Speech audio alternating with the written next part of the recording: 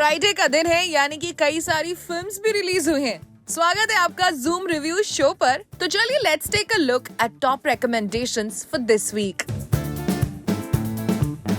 तो चलिए बात करते हैं फिल्म मेरे हस्बैंड की बीवी की, जिसमें नजर आए हैं अर्जुन कपूर, भूमि पेडनेकर और राकुल प्रीत।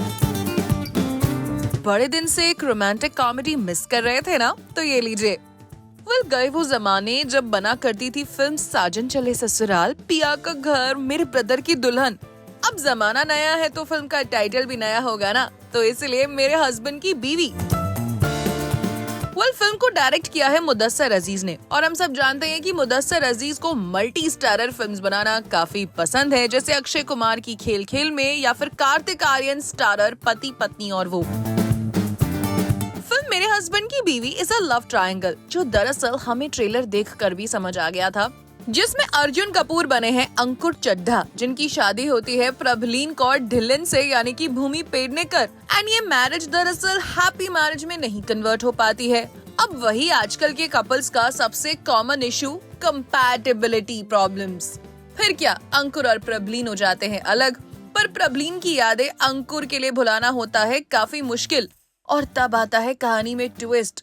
जमाना आज का है तो कोई देवदास थोड़ी ना बनेगा, मूव ऑन तो करते ही हैं सब। और आज की जनरेशन है तो अंकुर की लाइफ में एंट्री होती है अंतरा यानी राकुल प्रीत की। वैसे तो अंतरा अंकुर के कॉलेज में थी, पर दरअसल तब अंतरा अंकुर की लीग के काफी बाहर थी। और फिर अंतरा अंकुर के दिल का घाव भरती है। वो कहते हैं ना, लड़की का गम लड़की ही मिटा सकती है। पर फिर आता है यही सवाल कि क्या प्रभलीन अंतरा को बनने देंगी मेरे हस्बैंड की बीवी? बात करें इस फिल्म की तो मुदस्सर अजीज की फिल्म पर पकड़ अच्छी है। कैरेक्टर्स इंडिविजुअली स्ट्रॉन्ग हैं, पर कपल के कॉन्फ्लिक्ट्स देखकर उतना मजा नहीं आ पाता, और खास तौर पर अंकुर के फ्लैशबैक्स पर। इमोशनली कैरेक्टर्स थोड़े से फीके पड़ जाते हैं, लेकिन जब दोनों लड़कियां अंकुर के लिए लड़ती हैं तो ऑडियंस को काफी मजा आता है। फिल्म का क्लाइमैक्स ऑडियंस को उतना इम्प्रेस नहीं करता, और उसी के अलावा अर्जुन कपूर और भूमि पेडनेकर की पेयरिंग ऑडियंस को काफी लुभाती है। And Bhumi Pednekar definitely steals the thunder from her co-stars. Bhumi Pednekar बीवी बनकर डेफिनेटली अच्छी लगती है। राकुल प्रीत सिंह काफी खूबसूरत लगी हैं, और अंतरा के कैरेक्टर को उन्होंने बहुत अच्छा निभाया है। पर अर्जुन कपूर की केमिस्ट्री भूमि के साथ ज्यादा अच्छी लगती है। फिल्म में हर्ष गुजराल, आदित्य सील और डीनो मोरिया भी नजर आए हैं। और इस वीकेंड पर अगर आप चाह रहे हैं एक वन टाइम वॉच फिल्म देखना, तो मेरे हस्बैंड की बीवी एक अच्छा आइडिया हो सकती है। Zoom gives मेरे हस्बैंड की बीवी a 2.5 स्टार रेटिंग। तो चलिए मूविंग ऑन, अब बात करते हैं वेब सीरीज क्राइम बीट की, जिसमें है Saqib Saleem, Saba Azad and Sai Tamhankar in the lead roles, and Crime Beat is streaming on ZEE5. The show focuses on investigative journalism. इस सीरीज को डायरेक्ट किया है सुधीर मिश्रा एंड संजीव कौल ने, and the web show is based on Somnath Bhattbiyal's book The Price You Pay. Crime beat की कहानी start होती है with Delhi based gangster Binny Chaudhary यानी Rahul Bhatt planning to contest an election, और जब वो जाते हैं क्राउड को एड्रेस करने, he gets shot by unknown people. और साकिब सलीम इसमें बने हैं crime reporter Abhishek Sinha, who is witnessing the incident, and then the story goes into flashback where Binny Chaudhary is escaping the country in 1996 after kidnapping a son of a wealthy man in 1996 itself. CBI और Delhi police Binni को पकड़ने की कोशिश तो करते हैं, however they fail, and then Binny returns to India. और जैसे ही अभिषेक सिन्हा यानी साकिब सलीम को इसके बारे में पता चलता है, he tries to cover the story just for the sake of his byline on the front page of the newspaper The Express. Abhishek witnesses the story being covered on the first page but with Amir's byline. Abhishek हो जाते हैं इसके बाद काफी disheartened, and he quits the job and decides to reach Binny Chaudhary before the boss. और अब अभिषेक बिन्नी चौधरी को पकड़ने के लिए हर ट्रिक अपनाते हैं, and the entire series actually revolves around that. Film की डायरेक्टर डुओ ने प्लॉट ट्विस्ट्स डाल के वेब सीरीज को इंटरेस्टिंग तो डेफिनेटली बनाया है, but yes, Crime Beat gets very predictable. The direction is not up to the mark, and viewers guess कर सकते हैं कि आगे क्या होने वाला है। जर्नलिज्म पर वैसे कई सारी वेब सीरीज बनी है, जैसे करिश्मा तन्ना की स्कूप भी, जो ऑडियंस को काफी पसंद आई थी। हालांकि crime beat delivers a half-baked report about investigative journalism. Well, the series has a lot of unnecessary cuss words. Series की locations have been beautifully captured, जो दिल्ली की actual essence को भी दिखाता है। So now talking about actors. Saqib Salim as a journalist audience को convince नहीं कर पाते हैं. And Sabah Azad's dialogue delivery is also very okay-ish. Well, she has a limited screen space, पर उनकी chemistry with Saqib is good. Sai तमहनकर has a meaty role, but makers ने उन्हें episode में अच्छे से यूज नहीं किया है। सीरीज के एक्चुअल स्टार्स हैं राजेश तेलांग, किशोर कदम एंड दानिश हुसैन, जिनका रोल काफी अच्छा है और ऑडियंस को पसंद भी आता है।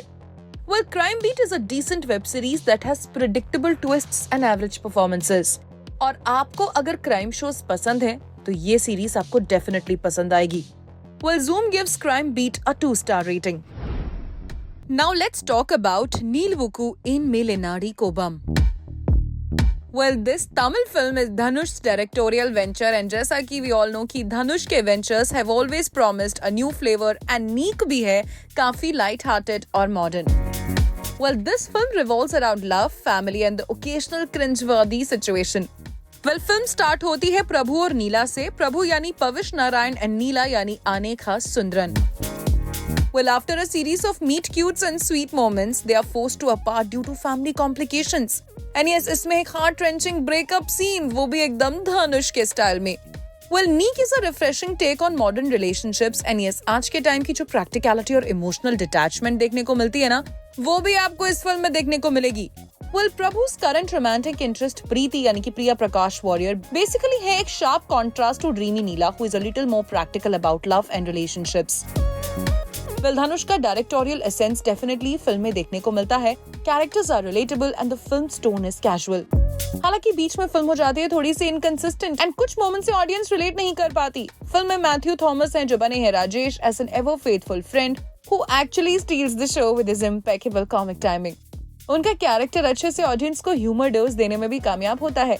Well, Neek is definitely an entertaining ride and relates to modern themes, and if you're looking for something which is light-hearted, Neek is a perfect idea. Well, Zoom gives Neek a 3-star rating. Well, now let's move on to our fourth recommendation, The White Lotus Season 3. Created by Mike White, the HBO series is back with new guests and conflicts, but the same divide between individuals. The White Lotus Season 3 returns after 2 years with a new group of guests that converge at a luxury resort for a getaway. This year's guests include a trio of best friends played by Leslie Bibb, Carrie Coon, and Michelle Monaghan, a rich white family led by actors Jason Isaacs and Parker Posey, and a mismatched couple, both in age and temperament, played by Walter Goggins and Amy Lowood.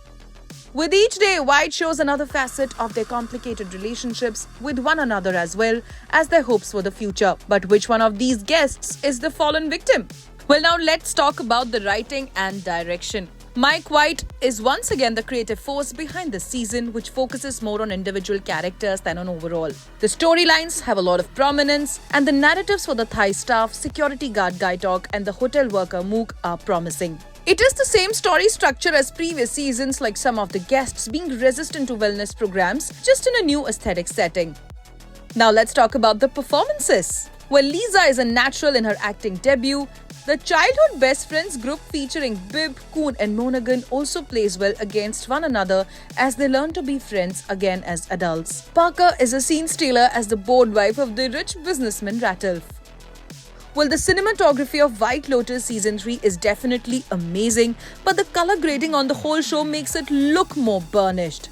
The White Lotus hits upon taboo subjects that will soon be water cooler topics once future episodes air. Intriguing, provocative, and edgy, The White Lotus will keep you hooked nevertheless. Well, Zoom gives The White Lotus Season 3 a 3.5-star rating.